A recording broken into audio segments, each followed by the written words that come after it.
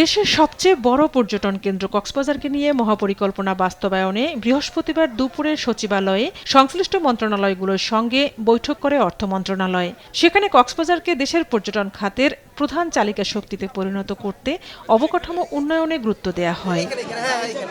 বৈঠক শেষে অর্থমন্ত্রী জানান, এরই মধ্যে কক্সবাজারে আন্তর্জাতিক বিমানবন্দর নির্মাণ, ট্রেন চলাচল শুরু এবং চট্টগ্রাম কক্সবাজার 6 লেন সড়ক নির্মাণের কাজ এগিয়ে চলছে।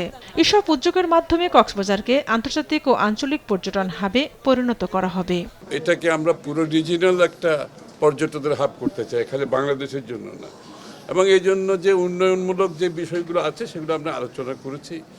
আপনার এটা প্ল্যানিং কি হতে হবে আগামী দিনে, ওভারঅল কক্সবাজারের মাস্টার প্ল্যানের মাধ্যমে এটাকে সার্বিকভাবে আমরা কিভাবে এটাকে আন্তর্জাতিক এবং রিজিওনাল হাব হিসাবে করতে পারি। ব্রিফিংয়ে স্বরাষ্ট্রমন্ত্রী জানান, 2026 সালের মধ্যে মাস্টার প্ল্যান চূড়ান্ত করার লক্ষ্য নিয়ে কাজ চলছে।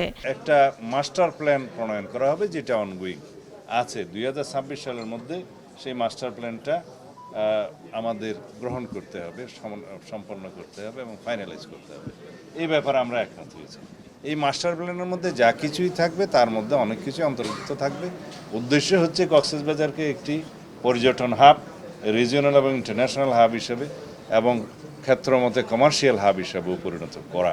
তারা আরও জানান, কক্সবাজারকে ঘিরে দীর্ঘমেয়াদী এবং সমন্বিত উন্নয়ন পরিকল্পনা নেওয়া হয়েছে।